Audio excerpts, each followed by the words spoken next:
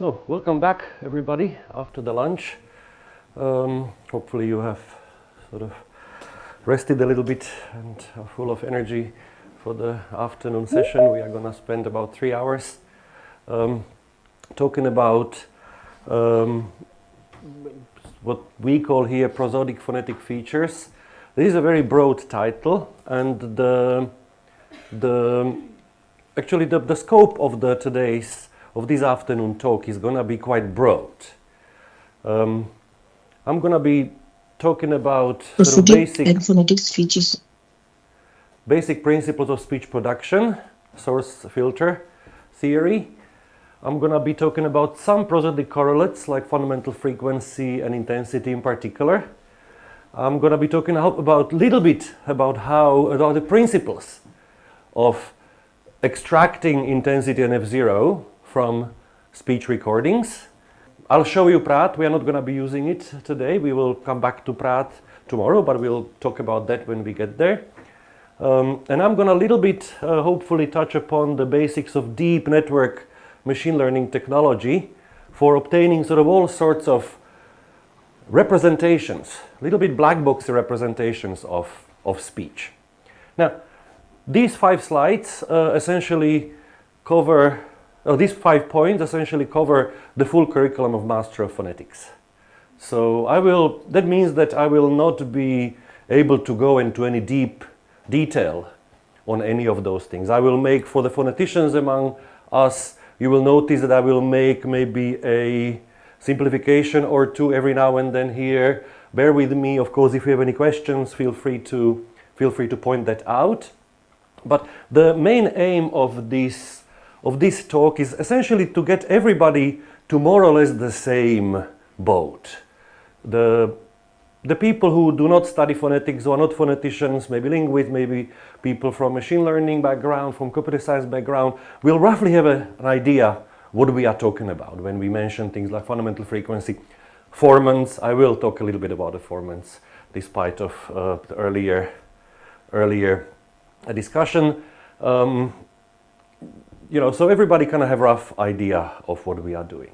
Now, also, what I want to bring very kind of strongly forward with this talk is that we will be talking about speech. Today, tomorrow, and for the rest of the week, we will be talking about speech. We will not be talking about language as some sort of abstract structure, about some structural properties of language, about some, different type of orthographies, different written styles. We are not going to be talking about any of those things, however important and super interesting these things are. We are going to be talking about speech. Speech recordings, the way, how we produce speech, how we can analyze speech, etc., etc. I'm very passionate about speech myself. I hope that many of you are, and hopefully those who haven't thought about that hugely or ambivalent will be by the end of this week. Speech is the primary means of human communication. And it used to pass all sorts of information among people. Like people of, 21st century and people of many of your generation might actually kind of think like, well, actually it's WhatsApp, which is primary source of human communication. Or any sort of texting or maybe, Instagram, so sending pictures. Of course, somewhat, these type of new modes of communication have taken over, but if we look at the human history, there would be no WhatsApp without speech. Not only that we would have nothing to encode with orthography, but the collaboration, communication, which led to all of the scientific discoveries behind all of these things would not exist without human speech. Human speech is a building block, it's a core of what makes us human. That's why it's a fascinating field of study. We pass all sorts of information. Priyanko was talking about many of the things. I have pretty much the same stuff as he was talking about, maybe ordered somewhat differently and with some more arbitrary labels here. Yeah, a lot of time what we pass, type of information we pass when we speak is sort of factual information. It's what, when I was designing this, I still thought that we will start this lecture at 2 p.m. So I thought it was going to be 2 p.m. It's 3 p.m. Of course, it can be true or false. It's 2 p.m. is also a type of information I'm passing, and a pattern is false. Of course, we also, when we speak inevitably, we pass a lot of information about our emotional status. You know, are we happy, are we sad, are we tired, are we whatever, excited as I am now, bored or whatever, you know. Also, we give a lot away about ourselves. Many sort of traits. One of the things which we do actually pass on is the language we speak. You know, I speak English now. I'm doing my best at least in that. You know, but we also pass things like dialect, socioeconomical status, maybe the sort of whatever the status we are in. I'm giving the lecture to you now and you are students, so I have a particular type of style which I'm going to use to deliver a lecture. So if somebody walks past or hears me over, they know that I'm lecturing, so this is another type of information we are giving. Something, you know, I speak in English with a Slovak accent, that's my mother tongue, so all sort of native language information potentially, you know, age, I'm a male probably if somebody hears the recording, all sort of idiosyncrasies, all sort of particular things. We pass a lot of information about ourselves. And this part here is what we are going to be primarily interested in this course. How to discern most of these type of features. We can use machine learning, as some of your colleagues actually do, to try to extract also emotional state. There is sentiment analysis from the text or from speech.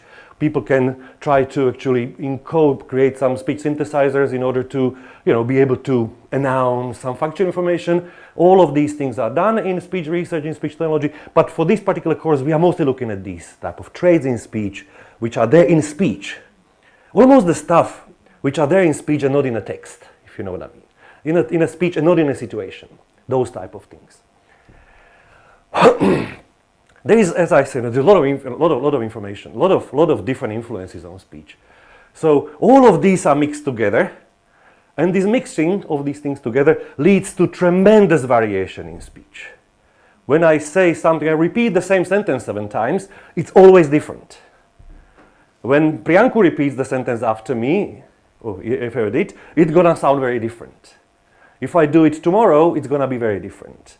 If I do it with a different accent, it's going to be very different. There is millions of ways, infinite amount of ways how we can actually read the same thing or say the same thing.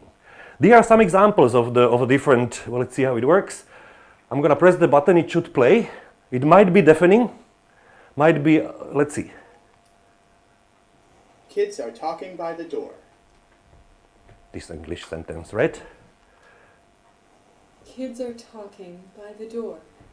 First one was, I think, American accented speech. This one was British accented speech, I think. Kids are talking by the door. Presumably different emotional status, I would have thought. Kids are talking by the door? Different locutionary force. Kids are talking by the door. Even this is possible, all right? Now the other example, pala, is a Finnish word. It means sort of fire, or it's burning. You know, that's what you shout when you spot fire, for people to run away. But it's of course, like there are 3 renditions of the same word, as it were. So this pala didn't work. Let's not worry about that for this very second. Maybe the people will manage to sort it out. What you have heard, what did work, it's okay. We can work with that.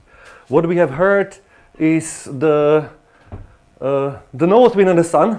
That phrase, the title of the things you know by heart by now, that was in Estonian. Pohjan tuuli ja aurinko.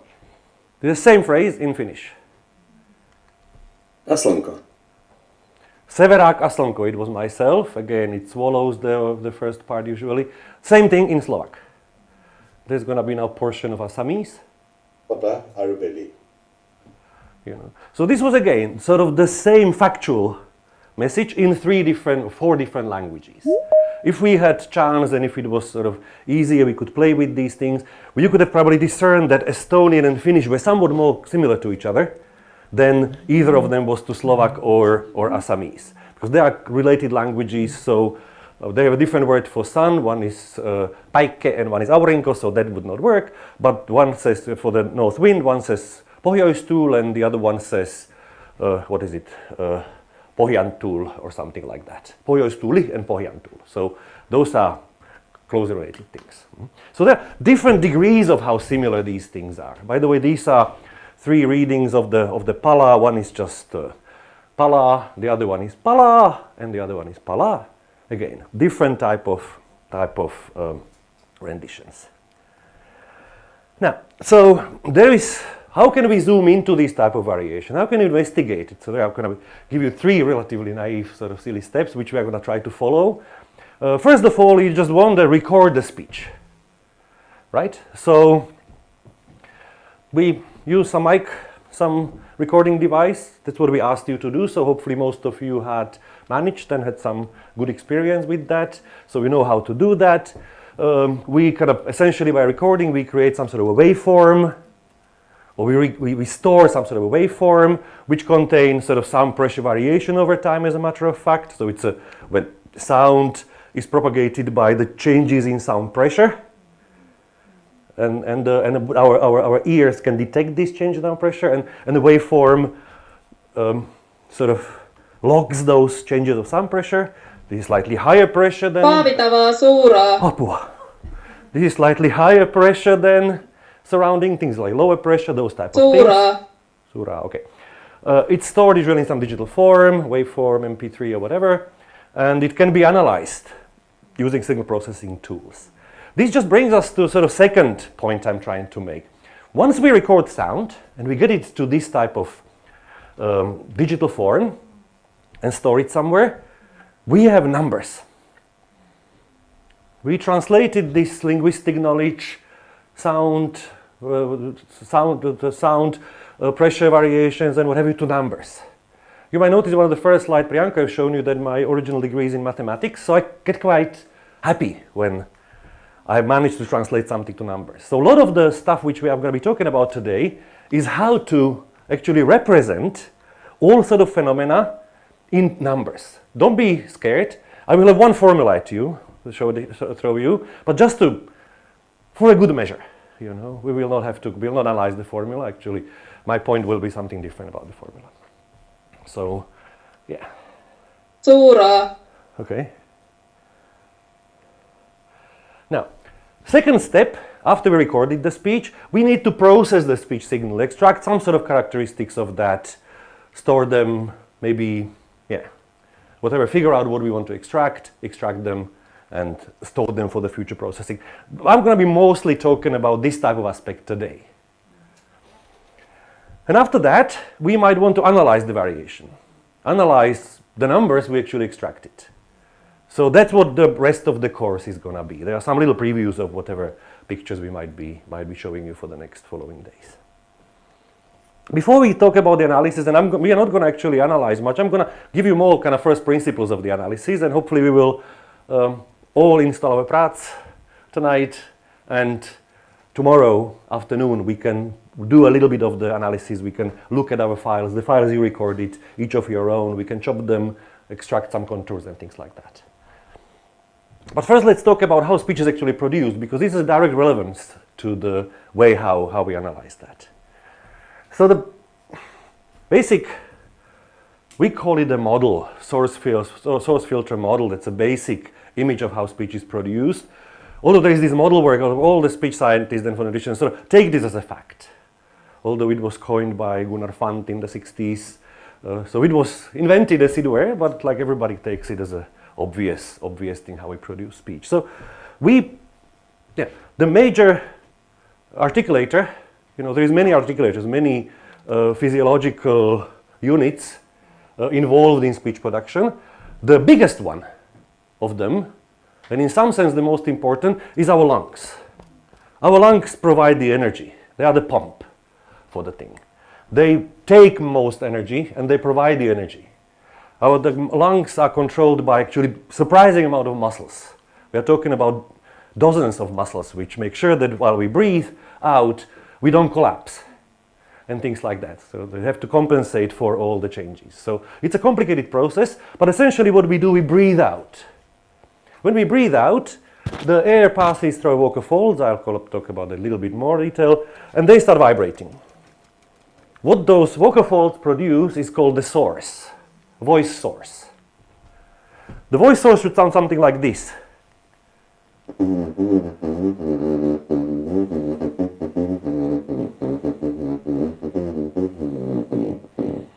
This is our boss, Professor Martti Vainio from Helsinki. This is how he would sound if we chopped his head off. You know, and listen to what comes out from the glottis only. He's a lovely guy. We never thought of chopping his head off, by the way. We obtained these recordings in a different way. I promise. Now, after that, the voice source goes through our mouth, what we call supralaryngeal sort of system, and get filtered, gets changed. The buzzing sound gets changed. By the way, when we talk about buzzing sound, you notice that we couldn't really tell what he was saying. Of course, it's actually in Finnish, so apart from Tukka, nobody will be able to say even after I play you the thing. But it didn't sound like human speech. But what did it have? There was a voicing, there was a voice, and the pitch went up and down. Sometimes it was louder, sometimes it was quieter, sometimes there were breaks, sometimes there were all these things which we call prosody. All these intonational patterns were already present in the voice source. Essentially, the filter adds all the segments. It should sound like this after it's. Yksi hänen tulevista elokuvarooleistaan on Veikon osa Pekka Parikan elokuvassa, joka pohjautuu Antti Tuurin Pohjanmaa-teokseen. I have quite a lot of examples in Finnish because, of course, I do these lectures in Finland very often, and I kind of thought of, you know, translating them somehow. But it might actually, for the purpose of this particular course, where we are actually not analyzing any content, it actually might be good to listen to the speech you don't understand. Just listen to how it sounds. Mm-hmm. So again, source generates all sort of suprasegmental prosodic characteristic of speech, such as pitch, sort of melodic contour, intensity, the loudness variation, rhythm. Brianko was talking about voice quality, whether we speak softly or harshly, and things like that. Gives the structure to the speech. So how does this voice source work? I sort of mentioned that earlier, but I have a slide here for that. So here, somewhere about the sort of, these are lungs, by the way, I hope it's kind of clear here. These are lungs which sort of pump the air out we use the diaphragm to sort of tighten, that pumps the air out. And then the air has to go somewhere. So there is only one opening here, which goes through glottis. Here, the structure out here, within which are embedded these two spring-like portions of tissue, which are called vocal folds, which normally, when we breathe quietly, are adducted like that, put further apart, so they don't block anything out. But when we want to speak, they snap together, they adduct it, and when we breathe over them, they start vibrating. I don't know whether you did when we were kids. We used to play with this bit of a straw. We pulled the straw behind our thing and blew to that, and that sort of makes this whistling sound. That's a lot similar to what the actual vocal folds do, apart from that there are two and they flap against each other. Mm-hmm. So when they are closed, we breathe through, we process sound. This particular process is called phonation. The rate of those vibration of those vocal folds is called fundamental frequency. Yeah? That gives the pitch of speech. Now, these are very trivial for most of you, just a breather for us. Fundamental frequency is usually measured in hertz, as you know, and hertz is sort of how many vibrations per second. So 100 vibrations per second is 100 hertz, 200 vibrations per second is higher pitch. More often, it should sound like this. Will it sound? Didn't sound. I don't know exactly what's going on. This is, by the way, the bane of all phoneticians. When you come to a big conference and you have carefully prepared slides, you go on the big stage, you start talking, you come to the first slide, you press the button, nothing happens. Usually what happens, all technicians start running around and replugging the cables, but because these are relatively trivial things, so this was just lower pitch, 100 hertz and 200 hertz, or something like that. I'm not a musician, so I cannot hit those notes. Mm-hmm. And 200 hertz, of course, sounds higher than 100 hertz. We all know, we understand that. Of course, these type of the pitch, we use pitch to it constantly changes, of course, But there is some sort of average, some mean pitch. All of us has some sort of either pitch with a slightly higher voice or slightly lower voice. Part of that, this is going to be relevant for some other aspects of what we are going to do. Some of that depends on our physiology. For example, men have slightly bigger, longer vocal folds and actually heavier. That's, you know, and compared to female and female compared to children. So the heavier things sort of vibrate more slowly. So therefore, male on average have sort of lower pitch. Of course, the overlap is massive. It's not that, you know, the male end up somewhere at 150 hertz and female start at 170 hertz. There is a big overlap. But many of physiological characteristics are somehow embedded this way in our speech. You know, of course, all the kind of type of potential illnesses, you know, when you have flu, when you have some damage on the vocal folds, all of these things become part of your personality through your voice. Again, you know, this is a curve. There is a warning note. This actually does not look massively like the voice source contour. This is the one which is derives directly from the voice source sound I played to at the beginning, and that was actually derived by the technique of inverse filtering.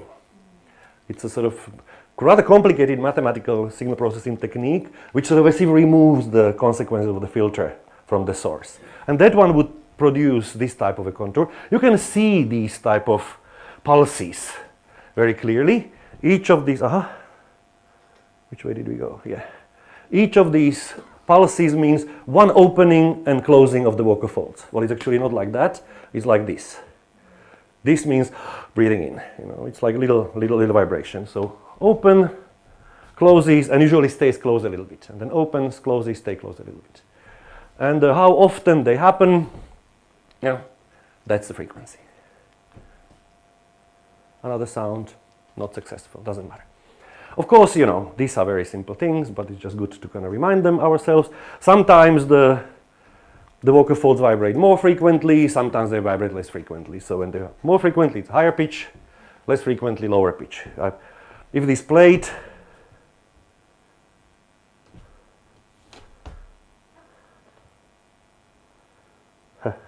this is cool though, but it doesn't play. If it played, we would have heard somebody this type of a sound. Now, higher frequency, lower frequency, we can quantify it, you know, of course. Again, remember, we want numbers. We don't want just saying like this is higher, this is squeaky, this is whatever. We want numbers. So what we do, we can, of course, if we have this type of a contour, we can actually measure. Of course, remember, this is time, of course. Time flows from left to right in nowadays kind of, you know, graph culture for some reason, you know. So, oops. So this is time, so we can measure. This is sort of this particle happened, and some later happens this, later happens this. We can measure what is the duration of one pulse. What is the duration between these two openings? If we have some ways of doing that, you know, here, for example, this is from real thing. I kind of measured it, and this is some 0.012 seconds. Vibrate quite fast. So it's I will be sort of interchangeably talking about milliseconds. So this is 12 milliseconds. So that eats, so if you do 1 over, it's 83 hertz. It's a relatively deep male voice. Here it's about 10 milliseconds. So that's about 100 hertz. Here it's about 13 milliseconds, 77 hertz.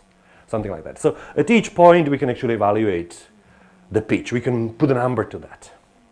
I said that the fundamental frequency is the frequency at which the vocal folds vibrate, right? Now, as most natural objects, they vibrate at multiple other frequencies as well.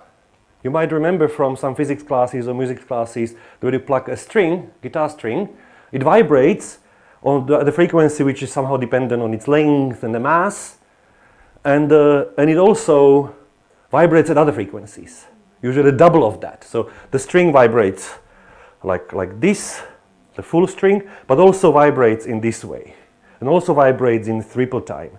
So most natural sounds are produced in this way, that vibrate on multiple different frequencies. So the fundamental frequency is the lowest of them. It's sort of as if the one which corresponds on a guitar string to the length and the tightness or the mass of the string. That's a fundamental, it's underlying frequency.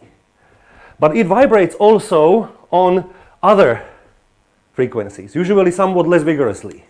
The less energy goes through those higher frequencies, but they are very clearly discernible.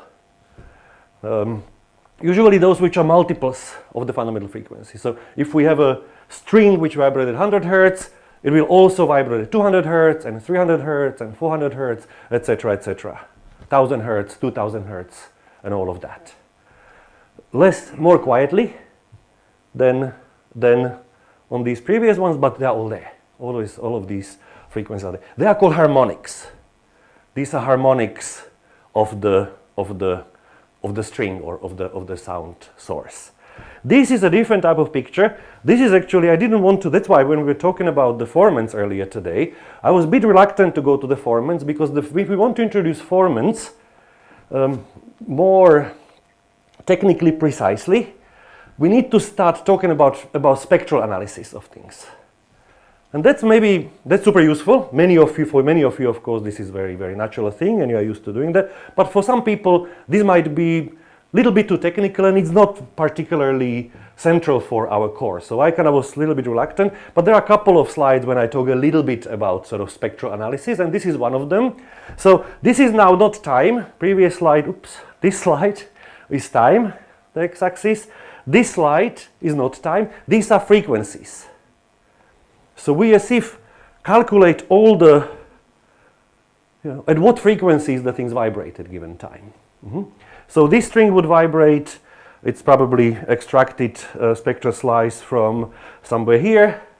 Of course, you need several of those pulses in order to make sense of the spectrum. One is not enough, you need several, so you take some little window, you extract the frequencies from that window. So the fundamental frequency on that particular average fundamental frequency on that little window would be something like 87 Hertz. And that vibrates with on that frequency, it vibrates with this energy or whatever, it's 60 decibel or something Hertz.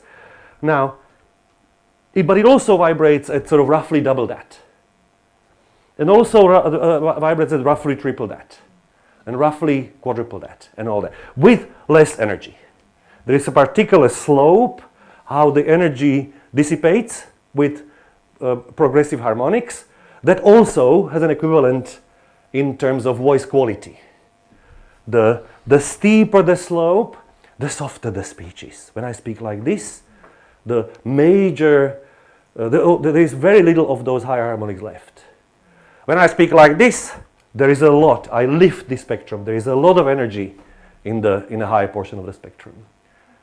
One of the reasons for that, funnily enough, is that we as humans, we hear the best at around 1000 Hertz. That's when we hear the best. So when there is a noisy environment, for example, or you really want to be heard, you really lift your spectrum, so you put as much energy as you can into that area where we hear the best. By the way, I said that it's roughly double, roughly triple, roughly quadruple. We are not going to go into that, but because our sort of vibrating system is quite complicated, there is a lot of things. Actually, vocal folds are quite complicated. Vocal folds are themselves controlled by 5 or 6 muscles. So each. So there is a lot of kind of control going into that, and a lot of things actually vibrating beyond those strings. So I'm imagining vocal folds as strings is a little bit misleading. They are bits of tissue, almost like cartilages, very, very thin cartilages. So they are vibrating, and the vibration, sort of the sound progression is quite non-linear. There are all sort of other inferences. So the harmonics actually not spread. They are not spread equally. They are spread a little bit more densely than they should. But this is completely relevant for what we are going to be doing now. Okay. We are going to miss the sounds anyway again, presumably. I don't know, we can try for the future to figure out why. I think that's something, the transformation from Mac to Windows or something like that. But yeah, I was talking about the pitch. This is much simpler. When we want to speak louder, we usually just essentially we breathe more, you know. We just sort of go more forcefully. On the waveform, we can see that the sound pressure variation gets more stretched. You can see there is a bigger sound pressure variation in a louder sound than in a quieter sound. Of course, the other way how I can speak louder is to change the voice quality, to put more energy in the higher frequencies rather than just the lower frequency. All of these things are possible. Let's see whether we might play. This is again a note like when we get to sort of real vital things, which I don't think actually we do, then we will look into that. But this would be, you know, quieter sound and louder sound. This is, I'm a little bit missing this one, because here we try to show that, you know, we are talking about like speaking with a lower pitch or higher pitch, or quiet or loud. But what actually happens in a connected speech and a speech in general, that all of these things are varying in a fast rate. We almost never speaking in a steady way. Actually, if we do, we sound non-human. You know, that would be the sounds I'm going to be missing, because I will have some non-human sounds later on, or the flat pitch, so we might see what we can do with it. Anyway, so there is constant variation in pitch and intensity. We can control it really quite fast. By the way, a little linguistics, of course. I've been talking about the sound production. This is something which you're all aware. You know, we actually use, of course, these intensity and pitch variations productively. We use them for all sort of things, you know. We mark stress, for example, in many languages by for English, for example, increasing pitch and intensity, and maybe stretch the duration a little bit as well. We focus the words. If I want to say we focus the words, the word I produced with the higher pitch and louder. We use it for sort of question intonation in the languages which use it that way, exclamations and all sort of things. This is of course heavily language dependent. There are languages which do not necessarily use question intonation for most question, like Finnish would be one of the examples, because they have sort of other linguistic, other morphological means how to signal questions and things like that. Of course, in tonal languages, Priyanka was talking about, pitch also marks the segmental contrast. Duration and presumably also maybe intensity might be correlated with many of these tonal features. Of course, we use it to indicate emotional state and all sort of other things. Just repeating myself again. And again, important thing here, the ways how intonation is used to mark all sort of these things is heavily language and dialect dependent. That's why we can do this typological analysis based on sort of prosodic features and other phonetic features potentially, because all of these things are dependent on very many things. You know, they are language, dialect, but also if you think about that, sort of things like family dependent. Every family has their little idiosyncrasies where they use the thing. Maybe that's one of the reasons why this analysis on the Angamic health kind of worked, because they are sort of habits in a relatively small community which are idiosyncratic and things like that. Now, so that was a source. I have a few slides because we are mostly into prosody, so filter doesn't interest us, but we can put few slides on the filter. So filter adds, of course, all of those segmental elements such as vowels, consonants, frication, and what have you. All this filtering is done by the supraglottal portion of the vocal tract, everything which goes about the glottis. Biggest player in that thing is the tongue. Tongue makes most of the filtering job, but it's by no means alone.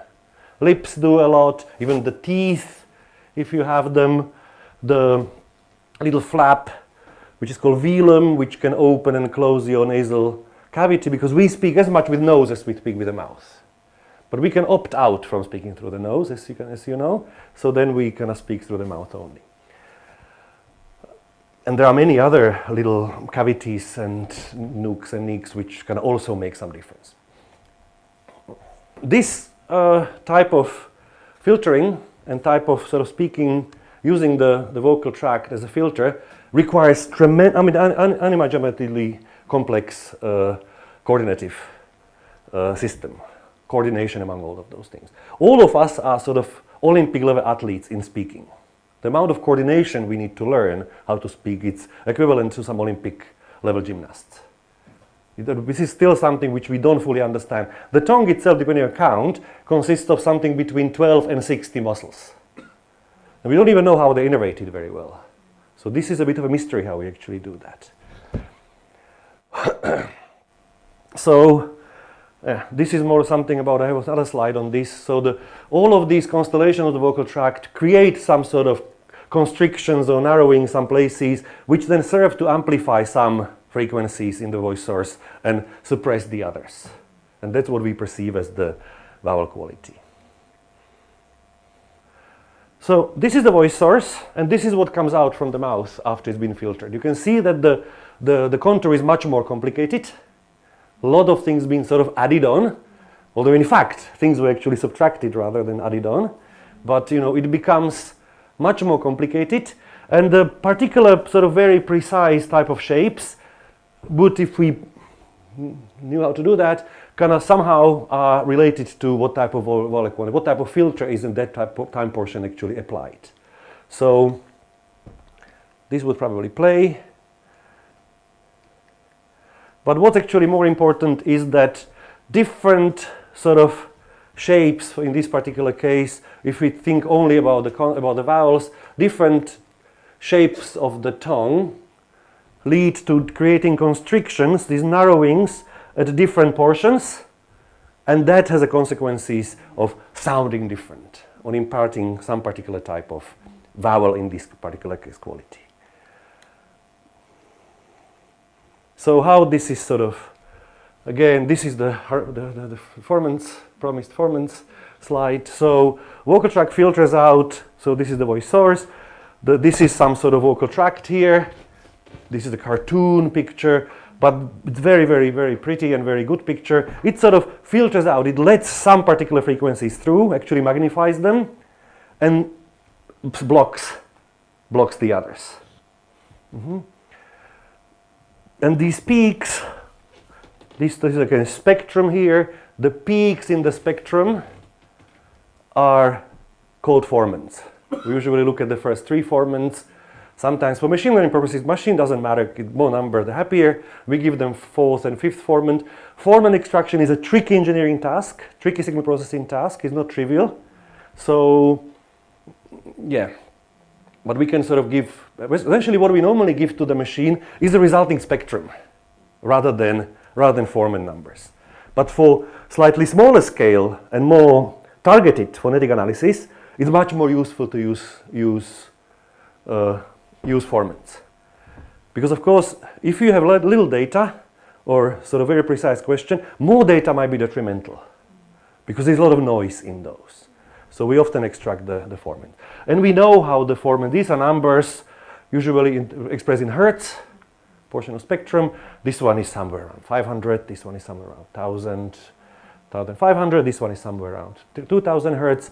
So they are sort of numbers, and the first one is related to tongue height, the second one to the tongue frontness and backness, and the third height to sort of all the other things, lip protrusion, rounding, and things like that. Mm-hmm. So, summary about the voice speech production. So, vocal folds act as the instrument which creates the voice source, and they can be used to control fundamental frequency changes and intensity changes with the collaboration of the lungs on a very fast changing scale. Fundamental frequency, intensity, and usually rhythmic characteristics, durational characteristics of speech. We usually talk about like speech intonation and speech prosody. And they are formed, most of that is formed by the vocal tract. The supralaryngeal portion of speech apparatus filters the things and adds all of those things. All of the segments and many other things. Now, while vocal tract, we will look at it in a few minutes, while vocal tract sort of adds voice sort of filter transforms the voice source quite dramatically.